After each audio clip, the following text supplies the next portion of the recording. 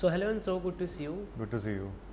इतनी incredible journey हम बात करने जा रहे हैं, सपने वर्सेस एवरीवन। अभी चमक, ब्लैक वॉरेंट, इतने उम्दार कैरेक्टर, हर अलग अलग सीरीज़ में अलग अलग कैरेक्टर आपके देखने को मिले। जर्नी की बात करें तो आप अपनी जर्नी कहाँ से, स्टार्टिंग से अब तक की कैसे देखते हैं और कैसे डिस्क्राइब करेंगे, वहाँ से स्टार्ट करते हैं। यार जर्नी तो बहुत मज़ेदार रही है। मतलब मैंने सब कुछ ट्राई किया है। मैंने मॉडलिंग से स्टार्ट की, उसके बाद टीवी किया, फिर सीरीज़ की, उसके बाद फिल्म अभी कर रहा हूँ। तो पहले मैं कई बार सोचता था कि यार मुझे काम मिल क्यों नहीं रहा। एक टाइम पे वो भी रहता है कि काम क्यों नहीं मिल रहा, काम क्यों नहीं मिल रहा। बट फिर ये जर्नी को देख के मुझे लगता है जब आपका टाइम सही होता है तभी काम मिलता है।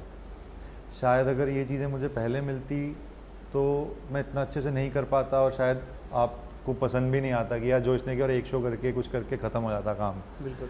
तो जब आप रेडी होते हो तभी सब चीज़ें मिलती हैं। और आज भी जब मैं पीछे देखता हूँ तो मुझे लगता है कि सब चीज़ें सही ही हुई हैं। जो पहले के वो ग्रज वो रहते हैं कि कहीं आप होपलेस हो जाते हो, कुछ ना कुछ प्रॉब्लम रहती हैं, वो लगता है वो सही रीज़न के कारण सारी प्रॉब्लम्स हुई थी। अगर वो नहीं होती तो आज ये भी नहीं होता। बिल्कुल। सब कुछ अच्छा रहा। इतनी इनक्रेडिबल और इंस्पायरिंग जर्नी आपकी रही है। पहले की काफ़ी सारी बातें करनी, बट अभी जो हाईलाइट पॉइंट है आपकी चमक की, सपने वर्सेस एवरीवन में एक अलग किरदार, ब्लैक वॉरेंट में एक अलग किरदार, पर चमक में क्या नया अपने तरफ से आप दर्शकों को दिखाएंगे? यार अगर आपने चमक का पहला सीज़न देखा हो और जो मैं अभी कुछ इंस्टाग्राम पे पोस्ट कर रहा था, लोगों ने जिन्होंने सपने देखा था वो तो नाराज़ हो गए भाई कि सपने में तो बड़ा शरीफ सा लौंडा प्ले कर रहा है और यहाँ एकदम से इतना वो एरोगेंट पूरा वायलेंट लड़का। तो वो आई थिंक नाराज़गी जो हुई मुझे अच्छा लगा कि अच्छा कैरेक्टर अच्छा था, तभी वो हो रहा है। एक्सप्लोर करने को चमक में म्यूज़िक था सबसे पहली बात कि म्यूज़िक कल शो है, कैरेक्टर भी सिंगर है। उसके बाद वेरी डार्क कैरेक्टर, जैसे इतना डार्क कैरेक्टर आज तक मैंने किया नहीं है।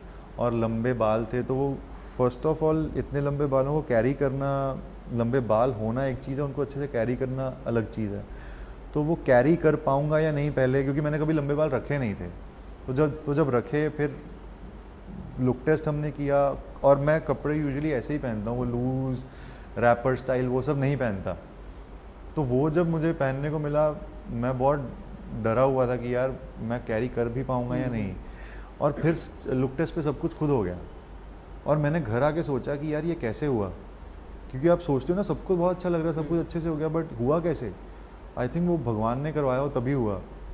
तो बाल भी संभल गए, कपड़े भी कैरी हो गए और लुक भी बन गई। तो जैसे चमक का ट्रेलर लॉन्च जैसे रिलीज़ हुआ, एक कंपैरिजन मैंने नोटिस किया, कमेंट्स में पढ़े, रॉकस्टार वाले, रणबीर कपूर वाले, क्योंकि आपकी भी आंखें इतनी सारी चीज़ें बयां कर देती है। आपके जो भी किरदार आप निभाते हो आंखों से खेल जाते हो आप। और सिंगर एक्ट कर रहे हो आप उसमें, फिर आपने जो बोला कि गाना गा, गाना गा, तो ये सब रॉकस्टार से भी कंपेयर किया जा रहा है, रणबीर कपूर से कंपेयर किया जा रहा है। एनिमल से कंपेयर किया था कुछ लोगों ने बिगनिंग में लुक देख के, जो बिकॉज ऑफ योर आईज, और because of the look also. और वो जो है उसमें लोगों ने मुझे कमेंट किए कि रणबीर कपूर के जैसी आवाज़ है, वैसा ही बोलता है बंदा उतना वो। तो कंपैरिजन रॉकस्टार से नहीं हुआ था। बाद में कुछ लोगों ने किया कि रॉकस्टार जैसा कुछ जर्नी है, कैरेक्टर हाँ सिंगर है, बट रॉकस्टार इतनी बड़ी हिट थी कि सिंगर में म्यूज़िक में कुछ भी आए तो लोग सीधा उससे रिलेट करते हैं। तो ये कंपैरिजन था। बाकी कमेंट्स अगर आपने देखे हो तो कमेंट्स में मैं भी देखता हूँ, चेक करता हूँ कि अच्छा यार क्या जा रहा है। तो वो गाना का वो सीन की ब्यूटी थी, वो एक ही सिंगल टेक हुआ था। तो वो सर ने दूसरा टेक लिया ही नहीं था, कोई उसके कटिंग्स भी नहीं है। अगर आपने देखा हो तो वो सिंगल टेक में पूरा सीन है, और उसके लिए वो मोस्टली इम्प्रोवाइज्ड है। वो सर ने बोला था करो क्या करते हो, इसके बाद हम प्लान करते हैं कैसे सीन करेंगे, बट एक बारी I want to see the chemistry क्या बन रही है। तो सर ने बोला मुझे दूसरा करना ही नहीं है, यही डन है। जब कोई भी आपको स्क्रिप्ट मिलती है 30 डेज 40 डेज की, आपको उसमें घुल जाना पड़ता है, उस किरदार में आ जाना पड़ता है। तो वो किरदार से दूसरे किरदार में स्विच करने के लिए कितनी प्रिपरेशन की ज़रूरत होती है? यार प्रिपरेशन तो लगती है, क्योंकि काफ़ी बारी जब आप परफॉर्म कर रहे हो तो दूसरा किरदार आ जाता है आपके अंदर और आपको नहीं पता चलता ये कहाँ से आया। जैसे अभी मैं आनंद एल राय सर के साथ फिल्म कर रहा था, तो यहाँ एक मेरी वर्कशॉप चल रही थी। तो उस दिन एक सीन में मैंने कुछ किया तो सर बोले अच्छा है बट ये वो है नहीं ना। मैंने कहा हाँ सर सॉरी, मेरे को पता नहीं चला क्या हो गया। वो कन्फ्यूजन रहती है, बट टाइम के साथ निकल जाती है। जैसे काला काफ़ी हैवी हो गया था मेरे ऊपर, चमक वाला कैरेक्टर, और वो थोड़ा सा मिसिंग फील कर रहा था मैं लाइफ में। कुछ उसके साथ ऑन्टराज है, सब कुछ है, अलग तरह की लुक है, लोग सिंगर है। तो जब मैं रियल लाइफ में बाल छोटे करवाए, दाढ़ी निकाल दी, तो एकदम से कॉन्फिडेंस डाउन हो गया था। फिर जब मुझे सपने वर्सेस एवरीवन का प्रशांत मिला, तो फिर काला खुद ही निकल गया। तो ऐसे कुछ ना कुछ छोटी छोटी चीज़ें, आपको नहीं पता कैसे निकलोगे, वो खुद ही बाहर हो जाता है इंसान। ये चमक के लिए भी कुछ करना पड़ा कैसे इन प्रिपरेशन, पहले से कुछ प्रिपरेशन? हाँ यार, म्यूज़िक की प्रिपरेशन थी बहुत सारी, गाना गाने की वर्कशॉप्स ली थोड़ी सी, उसके बाद सिंगर्स कैसे गाते हैं, वो नोट्स हवा में देखते हैं, वो सब करना पड़ेगा, हरकत क्या लेते हैं, हाँ वो हरकत लेने पे गले का proper क्या वही, होगा, हाँ, क्या हाँ। चीज़ें होंगी, वो सब किया। और मुझे गाने के 1-2 दिन पहले मिला करते थे। एक बार ही तो एक इतना मुश्किल गाना था, एक दिन रात को पहले भेजा, मैंने कहा चल ठीक होगा, और उसमें हरकत थी पूरी। तो मैंने कहा यार ये कैसे सुबह याद करके मैं परफॉर्म करूँगा, वो टेंशन में रात को सो ही नहीं पाया मैं। मतलब उठते गाना चल रहा है, वो चल रहा है। तो हाँ, मुश्किल तो था यार, बट मज़ेदार भी था। पार्ट 1 इतना सक्सेसफुल हो जाएगा, हाँ हाँ। और उसके बाद पार्ट 2 आने पर ट्रेलर पे इतना धमाकेदार रिस्पांस ऑडियंस की तरफ से। आपको कैसे रिस्पॉन्सेज मिले 4 अप्रैल के लिए कि वी आर सो एक्साइटेड? यार a lot of people are waiting, क्योंकि कुछ जिन्होंने, किसी ने चमक देखा था, किसी ने सपने देखा था। हाँ, सबसे पहली बात तो लोगों ने, जो जिसने मेरी प्रोफाइल पे नहीं देखा, और दूसरे देखा तो नीचे कि ये सपने वाला लड़का ही है क्या, वैसा ही लग रहा है। तो वो कन्फ्यूजन बहुत अच्छा था। फिर सपने के बाद जब लोगों ने ये देखा, और फिर ब्लैक वारंट के बाद लोगों ने चमक, जिन्होंने पहला नहीं देखा, उन्होंने दोबारा फर्स्ट सीज़न देखा, तो वो वैसे थे कि यार ये तो एकदम ही मतलब मसालेदार रिस्पांस मिला, अच्छा रिस्पांस था बहुत। बिल्कुल। लोगों का ये भी कहना है कि अमर सिंह चमकीला से कहीं इंस्पायरिंग। नहीं, मैं वही बोलता हूँ कि कुछ इंस्पायर्ड फ्रॉम ट्रू इवेंट्स है, बट जहाँ चमकीला ख़त्म होता है वहाँ से चमक स्टार्ट होता है। अच्छा, उसके बाद का सारा कुछ है, और ये सारी फिक्शन है। मतलब वो कुछ भी, उसके कुछ भी रिलेशन नहीं है वैसा, बस वो एक, ये एक बड़ा मुद्दा है। मतलब हमने देखा आर्टिस्ट के साथ, सिर्फ चमकीला के साथ नहीं, और भी आर्टिस्ट के साथ कुछ ना कुछ हुआ है। सिद्धू की हमने भी देखा, कुछ ना कुछ हुआ। तो ये एक नॉर्मल, हमने एक इवेंट उठाया बस, वो, उसके बाद जर्नी बिल्कुल डिफरेंट है। बिल्कुल। ये तो चमक की बात हो गई।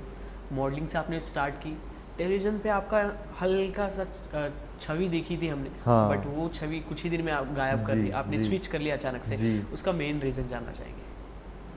यार कुछ ना अनप्रोफेशनलिज्म था, कि मैंने एक शो किया, उसके बाद मुझे दूसरा शो मिला, मैंने शूट किया जाके, शूट करने के बाद मेरे साथ कॉन्ट्रैक्ट इन्होंने किया था 7 महीने का। शूट करने के बाद टीवी पे भी आ गया, फिर मुझे कॉल ही नहीं आया, शूट से दूसरे दिन कॉल ही नहीं आया। तो मैं सोच रहा था कि यार ये, मैं फ़ोन कर रहा था बार बार कि यार मेरा कब शूट होगा, होगा होगा होगा, और वो होप्स बढ़ जाते हैं ना, जब टीवी पे भी आ चुका है, सब हो चुका है, तो आप सोचते हो होगा यार, कुछ आएगा। 1.5 महीना उन्होंने मुझे शूट पे ही नहीं बुलाया, फिर मुझे बोले कि सर वो शो हम आगे नहीं बना रहे। तो मैंने कहा यार ये बताओगे ना पहले, तुम्हें 1.5 महीना हो गया, मैं कुछ कर, और फिर ना मैं बड़ा इरिटेट हो गया, क्योंकि मुझे ना रीज़न जब बताया उन लोगों ने, तो मैंने कहा यार मेरी हाइट भी मुझे काम ना मिलने का रीज़न हो सकती है, कि तू लंबा ज़्यादा है, और वो सब भी था कुछ, और अजीब से रीज़न थे उनके। बट फिर मैंने सोचा अगर ये ऐसी छोटी छोटी चीज़ों के कारण, क्योंकि होप्स भी यार जब ड्रीम्स टूटते हैं तो बुरा लगता है ना, तो वही हुआ उधर। तो वही हमने भी सुना था आपकी इंटरव्यूज़ में कि टेलीविज़न से कहीं ना कहीं नफरत से हो गई आपको। नफरत नहीं है यार किसी के लिए, मतलब वो होता है ना कि आपको क्या पता किसी को सीरीज से नफरत हुई हो, एक्सपीरियंस वैसा रहा मेरा, क्या पता सब, क्योंकि सबके एक्सपीरियंस बहुत अच्छे अच्छे भी हैं, आप टेलीविजन एक्टर्स कितने देखते हो, बट फिर आप जब डिसाइड करते हो ना कि अब मुझे ये नहीं करना, तब मेरे पास काम नहीं था।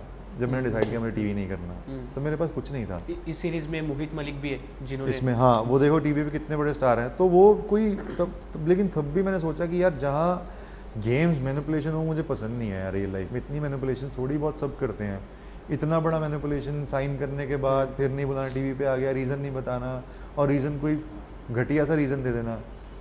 तो फिर मैंने सोचा कि यार ये नहीं करना, ये करते हैं, और जो अच्छा भी हुआ। बिल्कुल। शायद अगर मैं टीवी करता, मैं टीवी करता रह जाता, तो फिर ये अच्छा हुआ। जो भी मैं वही बोला ना आपको, जो भी जर्नी में देखता हूँ, जो बोलता हूँ सही हुआ, उस टाइम पे मुझे बुरा लगा, बट जो हुआ सही हुआ। And now you are happy कि जो हो रहा है अच्छा हो रहा है। Very happy. एक पंजाबी इंडस्ट्री में एक नया धमाका आप लेके आने वाले बड़े पर्दे पे। हाँ, एक फिल्म है यार, मैं काफ़ी टाइम से सोच रहा था, मुझे बीच में कुछ ना कुछ मिल रहा था, बट मुझे था कि वो ब्रेक करें जो ऑलरेडी पंजाबी इंडस्ट्री में चल रहा है। तो ये मुझे डायरेक्टर मिले अपने